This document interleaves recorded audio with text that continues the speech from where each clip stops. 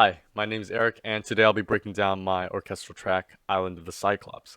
I created this track using FL Studio, as you can see, and East West Hollywood Orchestra, Diamond Edition. I also added some spaces too in the end for the reverb. Let's take a listen to the track.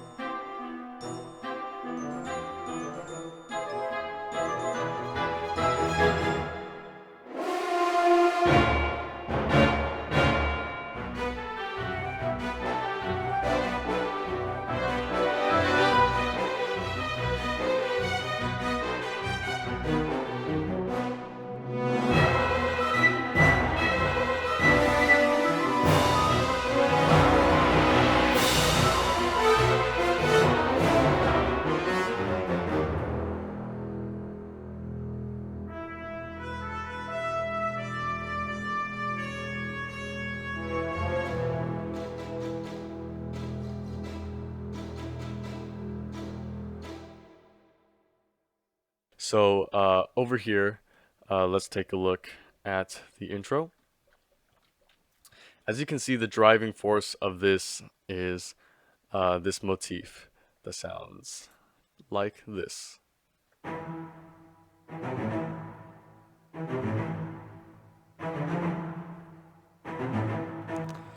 So with the rest of the orchestra, it sounds like this. So basically, I have the cello section playing that motif, and we have other members of the orchestra, whether it's the bassoon or I believe either glockenspiel or celesta, responding back. There's a lot of call and response in this section.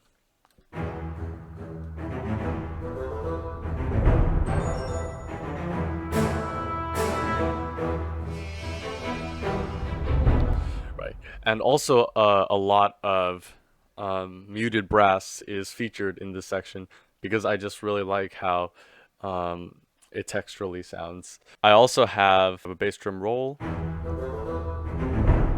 and a bass drum hit right here. And I think that just adds a little bit of movement. So it's not necessarily a impact moment where I would usually have like a snare roll, a bass drum roll, and a timpani roll to get into that impact moment. It's just really just to create some bass movement.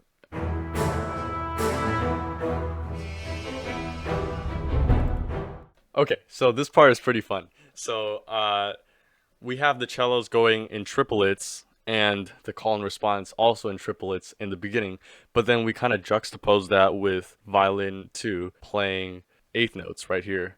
So it sounds like this.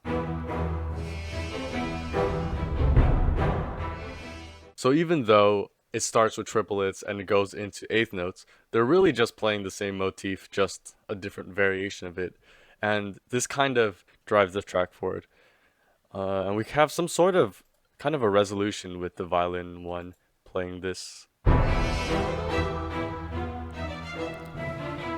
And then that kind of brings us to this section. Even more call and response, really.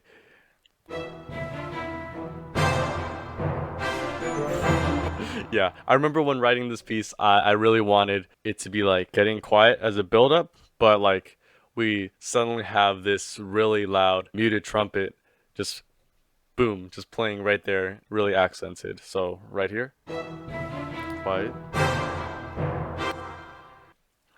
So as you can see, we have this idea, which kind of, if you could see in the ghost notes with the rest of the orchestra, that's where all the hit points are, and it's just accenting what we have here.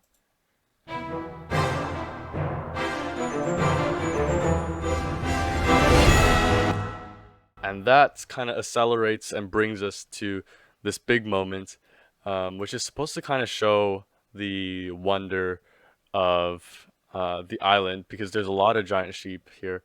The beginning is kind of like an introduction to arriving on the island, and now here is our big part where there's some wonder involved.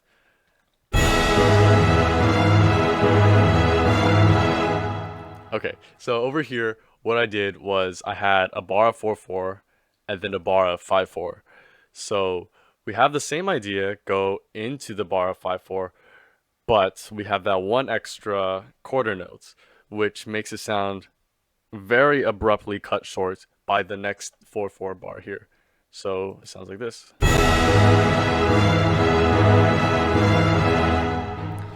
So it's supposed to sound like we're having the same 4-beat bar repeated again, except I added in an extra quarter note just to kind of throw us off.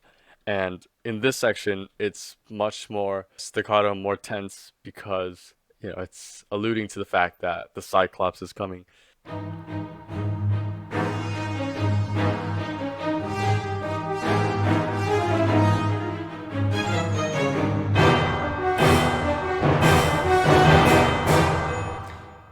So yeah, there's a lot of call and response there too again.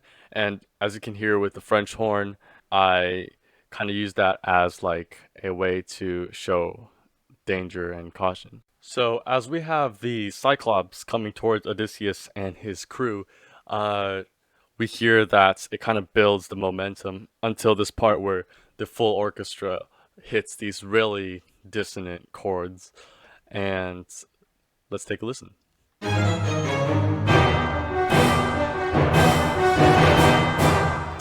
And in this track, I really highlighted the use of the ratchet, which sounds like this. It's a little noisemaker thing where you has a little crank on it, and it's made out of wood or plastic, and it makes this really interesting sound.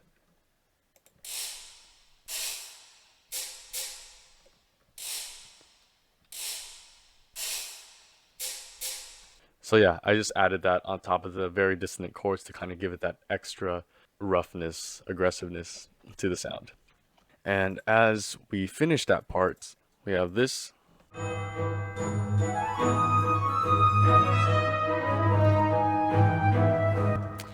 During the section, we have Odysseus and his crew trapped inside Polyphemus's cave, and they're trying to plot how to escape. And again, with orchestration, we have the main focus is the flutes solo, and we also have a trumpet playing. I guess it's like imitation. If you can see over here, and over here. So let's take a listen.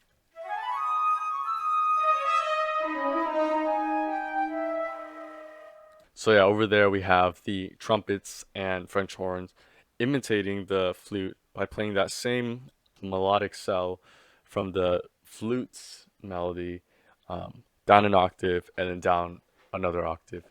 So over here we have this melodic line over here, and that's also seen in the next bar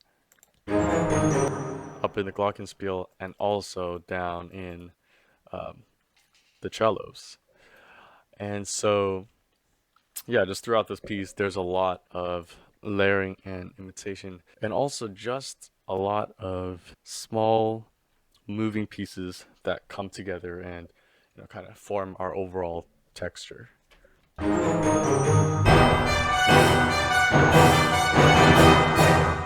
So over there we have kind of like a second repetition of that full orchestra dissonant chord section. And this time it's kind of to show that the Cyclops is back in his cave again.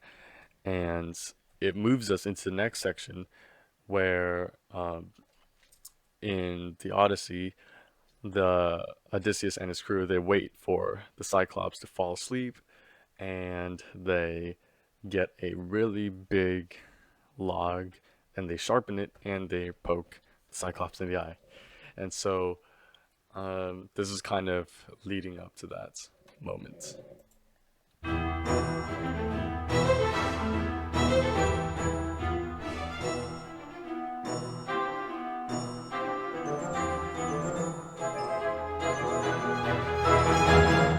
So over here, as we're leading up into that next climax, we see that the triplet motif from the very beginning, that was first played by the cellos, are now just popping up and kind of layering on each other,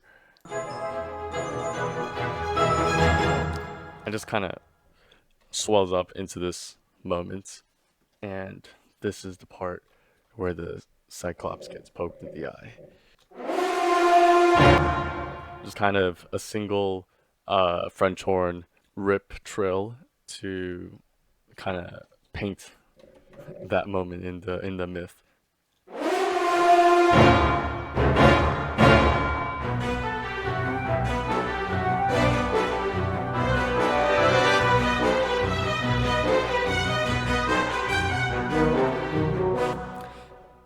So in this section, there's a lot of kind of frenzying, and Odysseus and his crew, they are about to escape. We kind of have like a overall texture created, but it's with the combination of this whole string orchestra, and they have to play together to be able to stretch throughout the whole range. And so it sounds like this.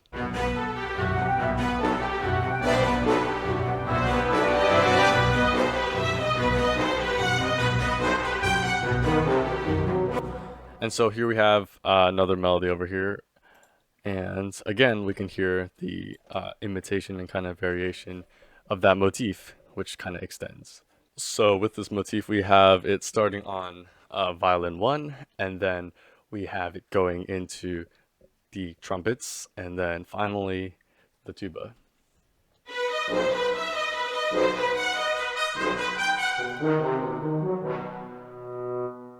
And so this leads us into our final moment of the track, where they're able to escape from the Cyclops, and just a lot of controlled chaos in this section. We'll take a quick listen.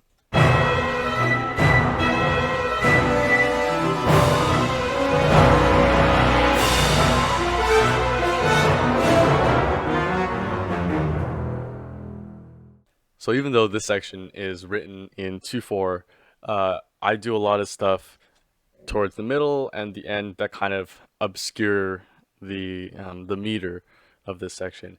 I kind of cover it up, kind of make the time signature pretty ambiguous, and I do that by adding. First of all, we have these French horns playing over here.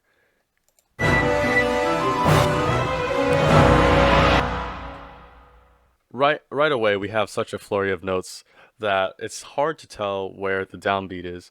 And over here, I have the French horns first playing on the downbeat over here in this measure, but then when it plays that C sharp, it plays on beat 2. So it makes that almost feel like the downbeat.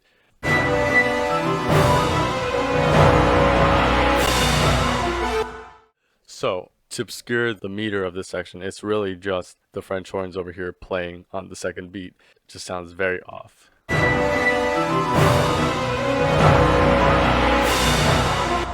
And we also do have the crash cymbal accenting beat 2 of the bars, which also makes it sound pretty off. I'm gonna turn on the metronome so you can kind of hear the 2/4 measure, but also hear all the other stuff that's going on.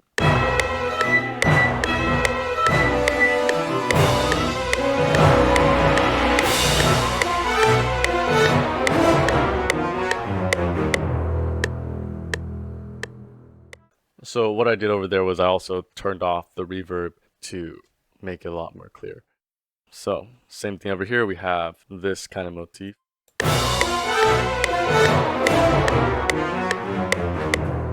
So we have all that downward motion kind of, they do escape.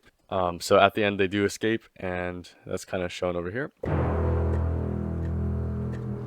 So at the end of the section, Odysseus and his crew does escape, but then he makes the mistake of telling the Cyclops his name. And if you didn't tell him at all, the Cyclops wouldn't have known. And now that kind of leads us into the next track, which is the Wrath of Poseidon, because Poseidon is the father of these Cyclops. And over here we have a trumpet solo that's symbolizing Odysseus foolishly calling out to the Cyclops and revealing his name.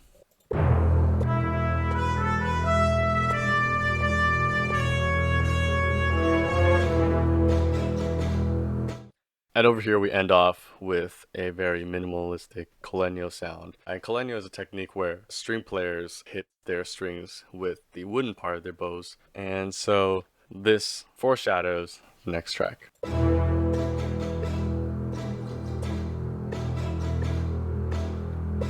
And just a tiny detail over here, as you can see, I kind of alternated the triplet over here. So it starts over here on the bottom part, and then it goes to the top part, and it goes back to the bottom part again. Alright, that's pretty much it for the breakdown video. Thanks for watching, and if you liked it, don't forget to give it a thumbs up, and be sure to subscribe and hit that notification bell button so you know when the next breakdown video comes out.